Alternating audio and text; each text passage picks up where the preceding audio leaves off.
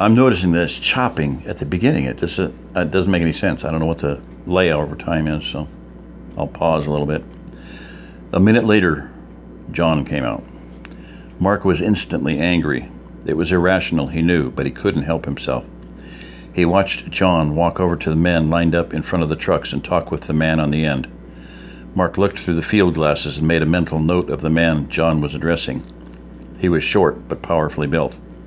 The two men talked for 2 or 3 minutes. Then John stepped back and spoke to all 10 of the men. Mark wished he could hear. When John finished his short speech, the 10 thugs whooped and hollered and climbed into the trucks. A minute later, they were gone. Mark looked again at John. The murderer seemed to have lost some weight. His mannerisms told Mark that he was even more cocky and brazen than he had been at Silver Hills. Mark watched his nemesis walk back into Mr. Davis's cabin. If looks could kill at 300 yards, John would have been dead. Mark snapped himself out of his hate-filled trance and made some written notes. He listed the trucks that had been used, the time they left, and the number of men they held. He also wrote down a short description of the man who seemed to be the leader of the probable scout party. He then counted how many people were still out in the courtyard. 8 men who appeared to be visiting with each other and watching the women were visible. He could also see 13 women doing various tasks. He wrote those numbers down as well. The 3 men spent the next 2 days watching the compound and noticing nothing extraordinary. Mark saw a couple of women slapped or kicked at, but nothing that would have seriously hurt them. Still, it was hard seeing someone being abused. Ralph saw a woman hit hard enough to knock her down. He thought she wasn't moving fast enough for the man who hit her.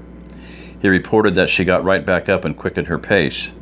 Ralph said she acted as if the treatment was nothing new. The greatest number of men they saw at one time was 13, and once they saw 28 women and 4 children in the open. Guard shift changes were noted. There were always 7 men on guard duty, although only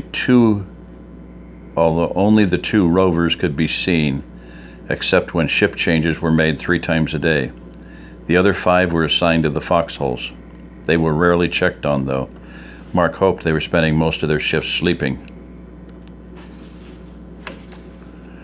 Sunday morning, at the first hint of light, Mark sent Chaparro to meet Jim's team at the rendezvous spot. After about 2 hours later, Jim showed up at the OP. After a brief exchange, to let the fresh team know how little they'd seen, Mark and Ralph made their way back to the truck. Then the 2 of them and Chaparro drove back to Silver Hills. They arrived just in time for the men to eat, take a quick shower, and go to church service. After lunch, Gunny met with the small squad to debrief them. Each member reported what he'd observed over the 2-day period. Mark asked Gunny about Ted's reaction to what he'd seen on his first rotation. He was pretty upset, Gunny confirmed. He tried to convince me to let Jim pick John off at the first opportunity. I told him that if we thought it would stop what was going on, we would.